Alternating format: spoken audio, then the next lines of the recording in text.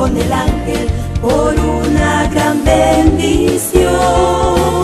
Y le dijo: de aquí no me muevo hasta que yo sienta la gloria de Dios.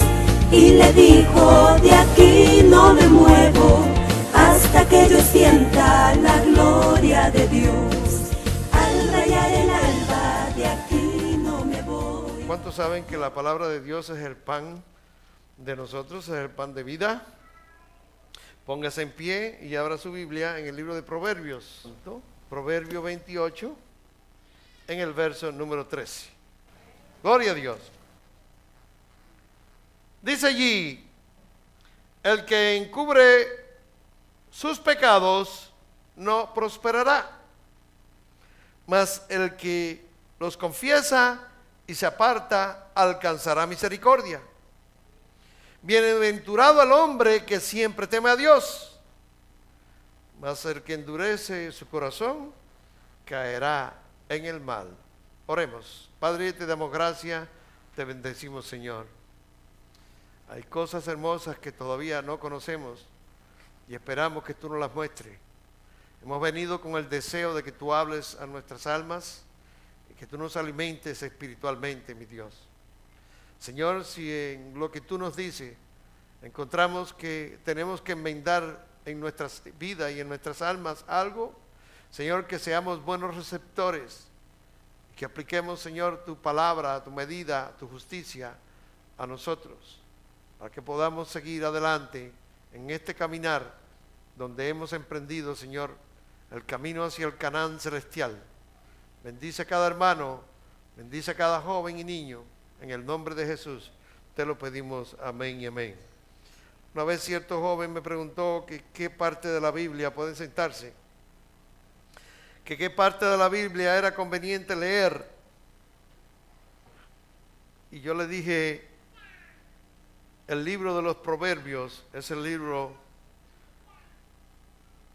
más beneficioso para cada uno de los jóvenes. Allí le habla de todas las cosas y le habla de todo el camino que nosotros podemos recorrer en la vida. Empezamos hoy a hablar de algo que es algo bien peligroso: el pecado. Puesto que dice la palabra de Dios que la paga del pecado es muerte. Entonces, si la paga del pecado es muerte, tenemos que estar bien claros sobre esto. Hay muchos predicadores que no les gusta hablar de lo que es el pecado y quizás lo hablan con un tipo de barniz para que tenga algún brillo y se pueda ocultar la gran maldición y el gran perjuicio que hay en aquellos que cometen el pecado. Pero qué bueno que el Señor siempre que nos advierte algo nos da la vía o la solución de cómo nosotros podemos seguir adelante. Hablar del pecado es una cosa que no nos gusta, ¿verdad que no nos gusta?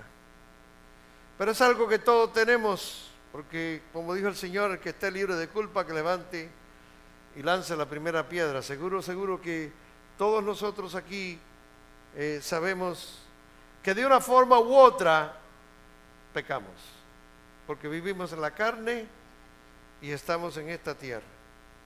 Quizás no tengamos el pecado, como dice el apóstol, que hay pecados de muerte, pero sí pecamos cuando desobedecemos a Dios. Eso es un pecado. Y aunque el que ama a Dios no peca, o por lo menos no tiene la intención de pecar, siempre notamos que caemos en el pecado. Y el Señor dice que la confesión de los pecados es algo que nos aparta, nos santifica y que podemos alcanzar misericordia de Él. Así que esta es la actitud y la profundidad que toda la falta que hemos cometido contra Dios nos da la solución al perdón. incluso la falta con nuestros prójimos, porque la mayoría de las veces nosotros pecamos contra nuestros prójimos. El pecado pone un obstáculo a las relaciones que quiere Dios establecer con cada uno de nosotros. Y hay gente que toma esto a la ligera y lo toma muy sencillamente. Usted quiere ver una persona cómo se va apartando de Dios cuando comienza a cometer pecados, no los confiesa y no se arrepiente de ellos. El sentimiento de culpa y la convicción, o la cohibición, perdón, del mismo culpable, atrae sobre él la justicia de Dios. Dice el libro de Nehemías 9:3, y puesto de pie en su lugar, leyeron el libro de la ley de Jehová su Dios, en la cuarta parte del día, y la cuarta parte de ellos confesaron sus pecados y adoraron a Jehová su Dios. Es decir, cuando nosotros como personas o como individuos confesamos nuestros pecados, cuando nosotros como hogar o familia confesamos nuestros pecados, y cuando nosotros como congregación confesamos nuestros pecados, Dios lo escucha y Dios nos perdona. Pero confesar nuestros pecados quiere decir arrepentirnos de ellos, tener un sentimiento de culpabilidad. Y ese sentimiento de culpabilidad nos da dolor en haberle fallado a un Dios tan bueno, a un Dios tan grande, a un Dios que cuida tanto de nosotros. Amén. Yo no sé si usted me está entendiendo hoy o no. Yo sé que no habrán muchos amenes hoy, porque al hablar del pecado, más o menos a cada uno de nosotros nos toca. Pero qué bueno, mi hermano, que estas palabras que Dios nos da, porque esta palabra que Dios nos da es para sanar, es para educarnos, es para que entendamos cuál es el principio, cuál es el deseo de Dios hacia nosotros. Dios no quiere que ninguno de nosotros pequemos.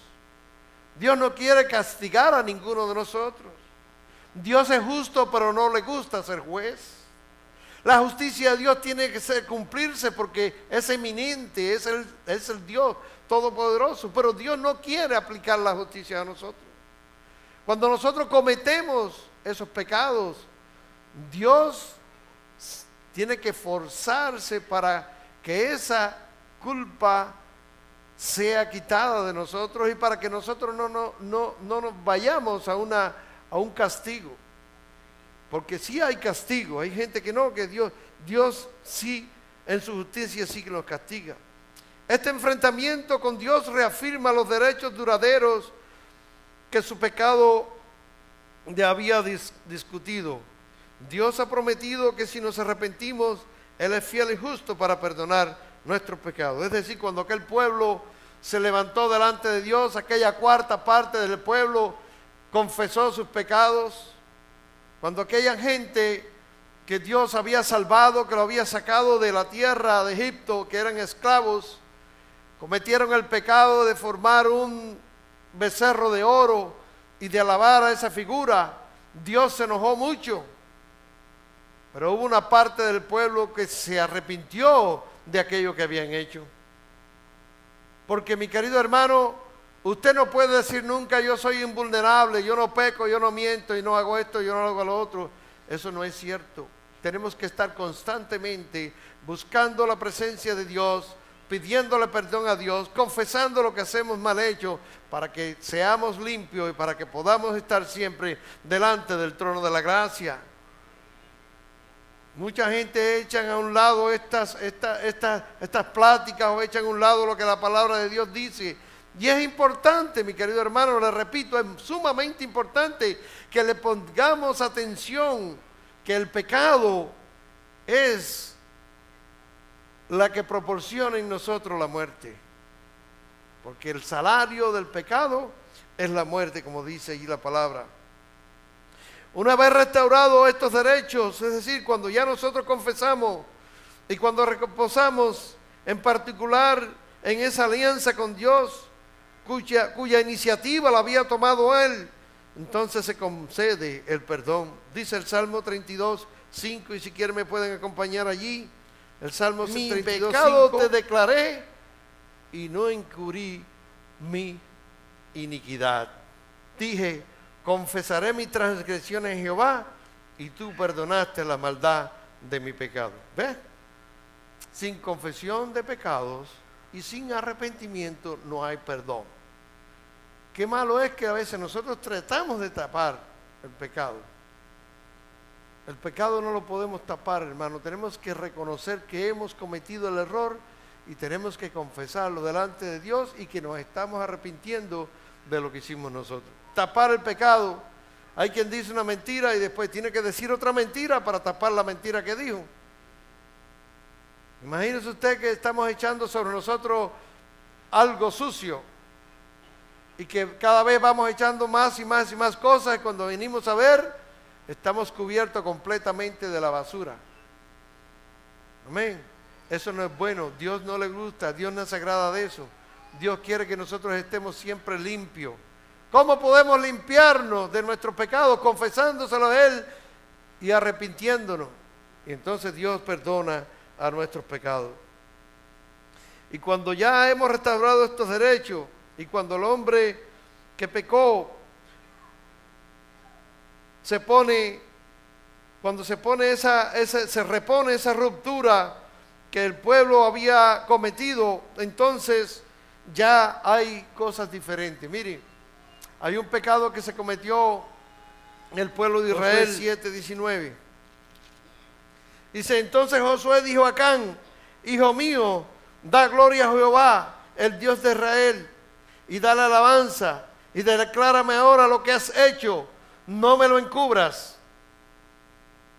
Usted sabe lo que había hecho Acán. Ellos iban a tomar una tierra que Dios le habría prometido, que era la tierra de Jericó.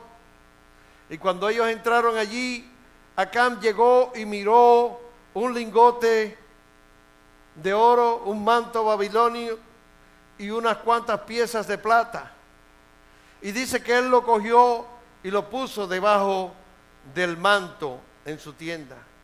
Cuando ellos fueron a perseguir a los de Jai, que ese era un pueblo enemigo que tenían que echarlo de esa tierra, dice que ese pueblo se reviró contra el pueblo de Israel y le hicieron una gran estrago. Murieron mucha gente por esa desobediencia. Cuando Josué le preguntó al Señor o a Dios por qué había sucedido aquello, y dijo el Señor, es que hay un anatema dentro del pueblo de Dios.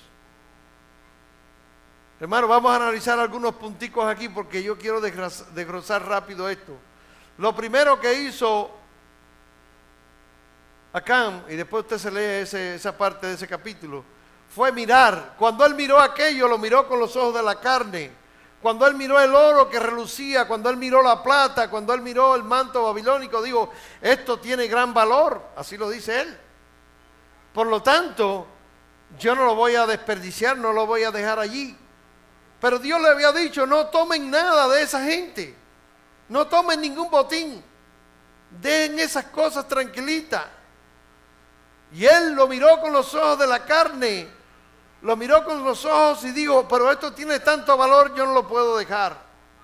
Entonces cuando lo tomó, ¿qué hizo? Lo escondió debajo de la alfombra de su tienda.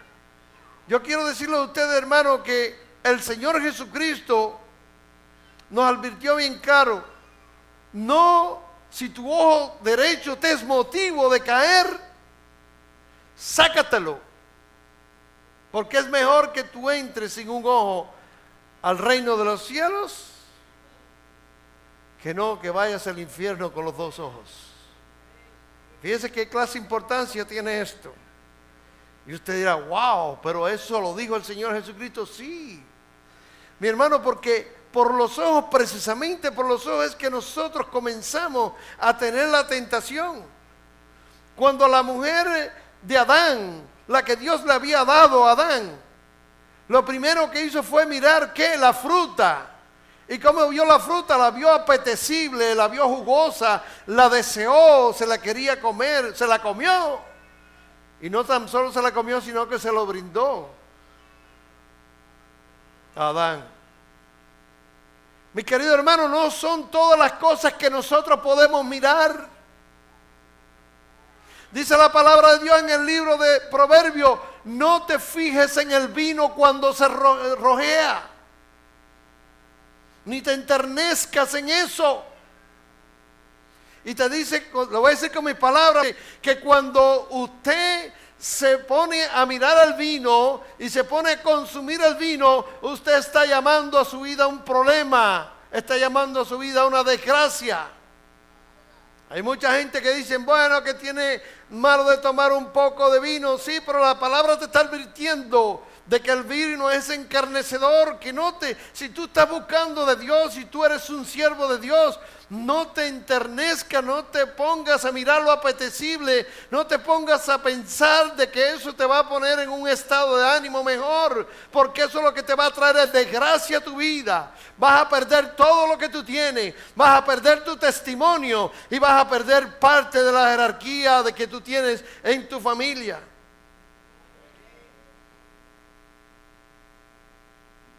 Porque lo más importante de eso es que el que peca no solamente ha incurrido a él en un delito o está llamando, atrayendo la justicia de Dios, sino que todos los que están a su alrededor y todos los que están en su casa van a ser juzgados también. Como le pasó a Acán.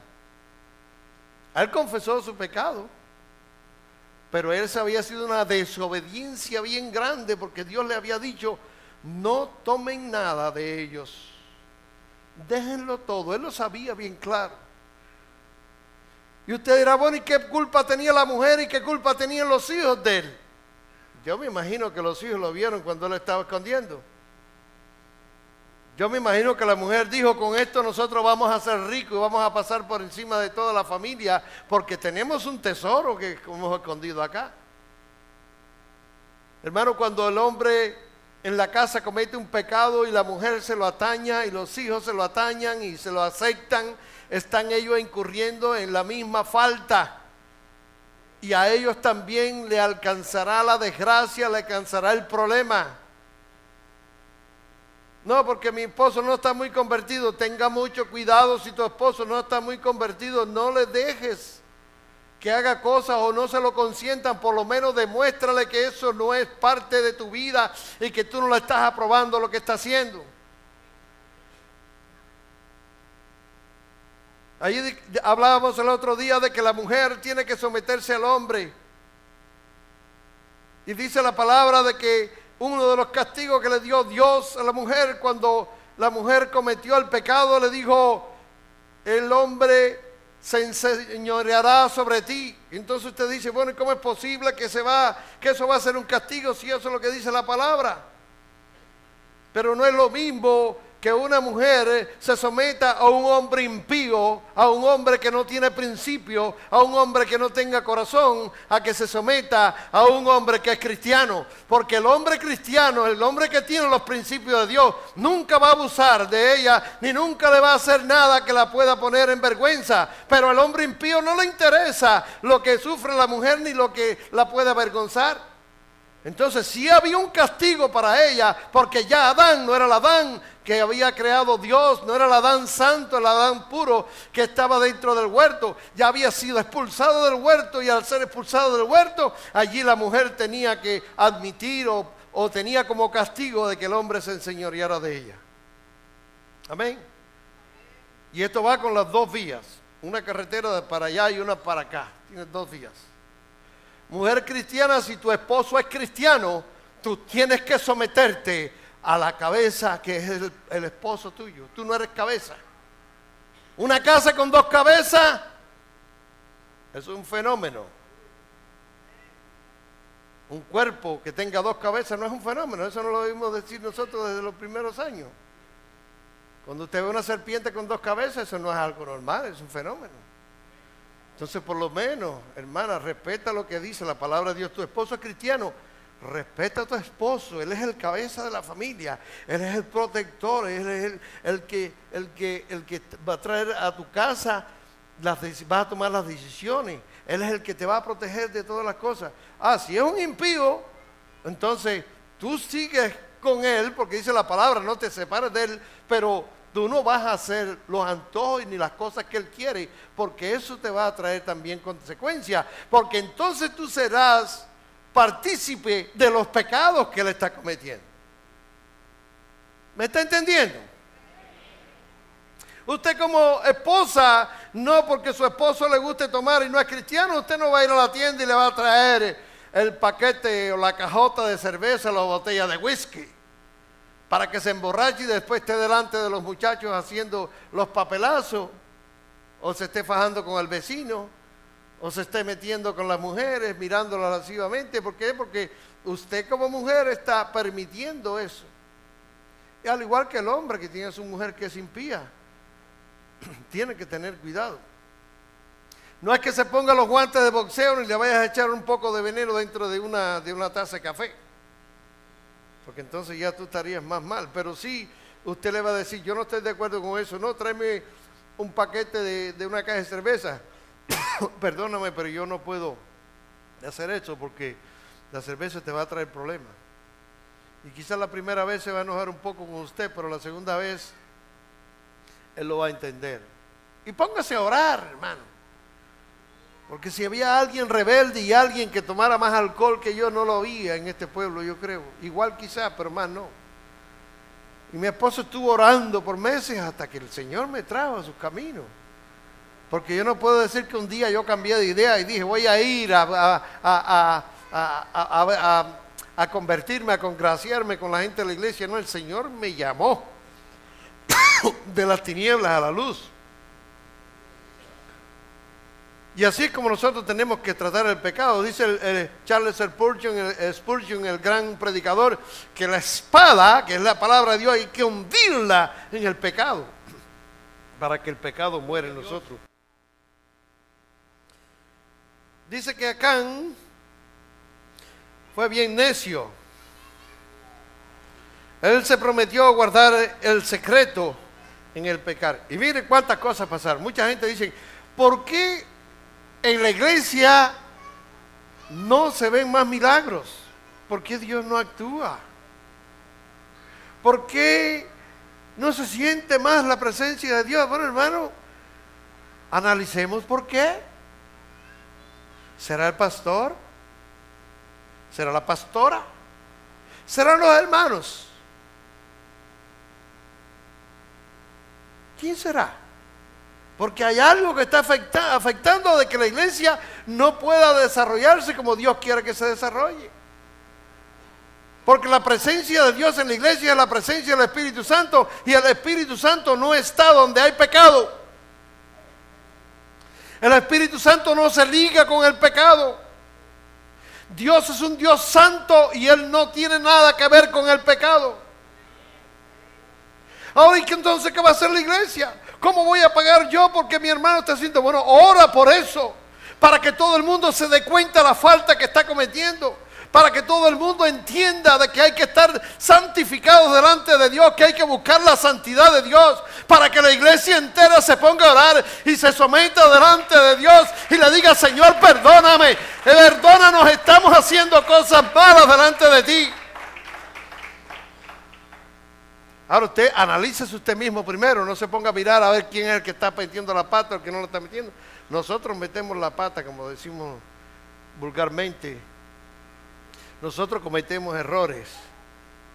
No se ponga usted a mirar a ver quién lo está haciendo, porque Dios lo está mirando, Dios lo sabe. Ahora usted sí se puede, cada vez que usted entra por esa puerta, usted le puede decir, Señor, perdónanos. Hay gente que se ponen a pedirle y a pedirle y a pedirle a Dios. Yo me maravillaba con el testimonio que daba el otro día Janet, que dice que sus hijos cuando se ponían a orar pedían que la llevaran McDonald's, que pedían patineta, que pedían regalo, que pedían Nintendo. Y eso es verdad. Tenemos que enseñar, pedirle perdón a Dios de vez en cuando. Yo diría que todos los días. Yo diría que cada vez que oráramos con el Señor, teníamos que decirle, como dijo el Señor Jesús, perdona nuestras deudas, Señor. porque nosotros le robamos santidad a Dios, nosotros robamos testimonio al Señor. No solamente el dinero es robo, hay muchas cosas que robamos a nuestros hijos, a nuestros hermanos, a la congregación. Hermano, es imposible que Dios se vaya a manifestar cuando hay 2 o 3 hermanas que no se hablan y se vienen la cara dentro de la congregación. Es imposible. Dios no se puede manifestar con poder. Yo no estoy encargado de poner disciplina, yo estoy encargado de orar y dar la palabra de Dios.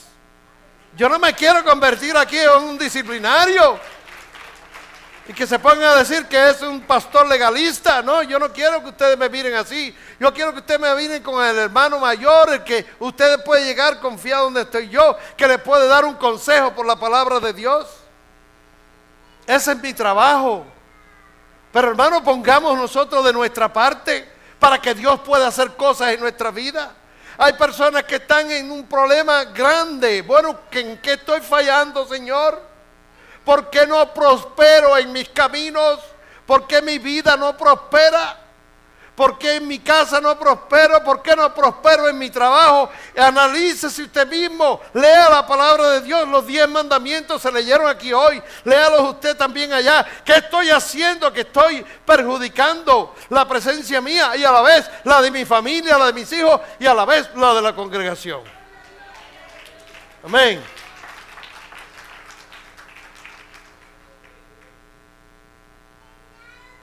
No es que Acán solamente perjudicó a sus hijos y a su mujer, es que Acán perjudicó al pueblo entero cuando fueron a enfrentarse con los de Jai. Allí dice que fue el desastre lo que pasó. ¿Por qué? Porque Dios no se puede glorificar cuando hay un pecado enterrado y escondido, hermano. Hay gente que entierra en el pecado por meses y años. Y en un momento determinado, el Señor, mire, en un abrir y cerrar de ojos nos puede perdonar. Y eso Él sí lo echa en el fondo del mar y jamás se vuelve a acordar de Él. Dios no te está diciendo cada 5 minutos, ¿te acuerdas aquel día lo que hiciste? No.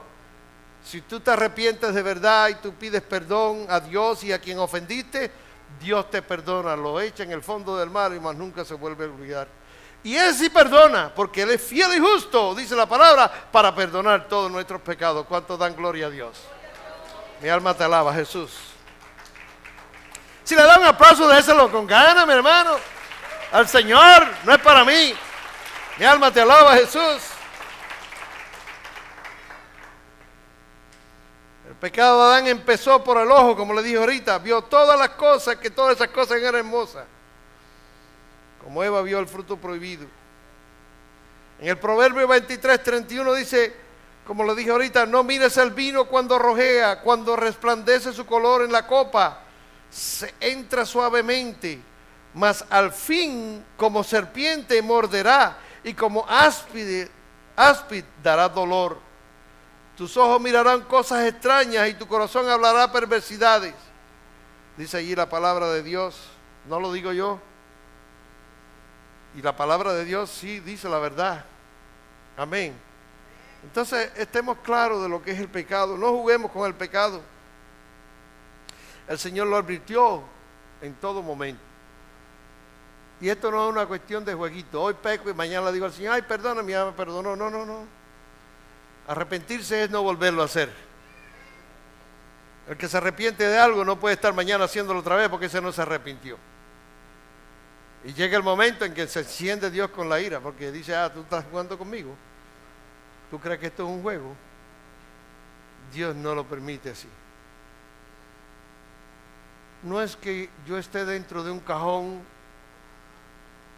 y que usted venga allí y me venga a contar todas las cosas que usted ha cometido durante el resto del día. Eso no es lo que Dios quiere tampoco.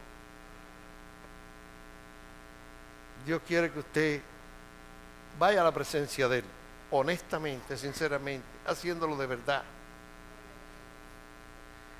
Un día hablaba yo con un joven, me decía que yo me arrodillo, yo no sé ni qué le voy a decir a Dios. Digo, pues, está buena tu meditación, está bueno que eso que dijiste. Estás confesando lo que estás haciendo. No es para aparentar, no es para que la gente me vea que estoy arrodillado. y que piense que estoy orando, ni es para estar un tiempo allí. Si usted tiene esa dificultad o ese problema, dígale: Señor, yo vine aquí para hablar contigo. Dígale esas palabras nada más. Y cuando usted le dice: yo vine para hablar contigo, estoy aquí arrodillado porque yo quiero hablar contigo, tenga la seguridad que van a venir miles de cosas a su mente que la quieren distraer. Que si la olla que estaba allá está sucia, tengo que comprar una nueva, que si me falta el café, que si el carro tiene un fallo, que si la goma está muy lisa, no tengo dinero, que si tengo que pedirle aumento al jefe de la compañía, que si estoy pasando por problemas financieros, que si mi mujer no la entiende, o mi esposo, si llega la mujer. ¿Y cuántas cosas no le van a venir a su mente para que usted no entable un diálogo con el Señor? Ya el Señor le va a dar la oportunidad para que usted le hable de esas cosas. Pero comience a hablar como nos enseñó el Señor Jesucristo. Dele primero gloria y honra. Y dígale: Señor, tú eres mi papá celestial. Tengo padre en la tierra, pero tú eres mi padre en el cielo. Yo sé que tú eres el rey de todo el universo. Fíjense que los judíos, la primera oración que hablan es eso. Dicen: Baruch atah Adonai lamelech haolam, Padre nuestro, Padre que estás en el cielo, Rey de todo este universo. Denle primeramente, exáltelo, alábelo, dígale: a ti doy la gloria. Después, como nos dijo el Señor, el pan nuestro. ¿Quién pide pan? El necesitado. El pan nuestro. ¿Qué yo necesito? Señor, necesito que tú intervengas en mi vida. Señor, la tentación es muy fiera. Estoy mirando cosas que no quiero mirar. Quítame, Señor. Quítame.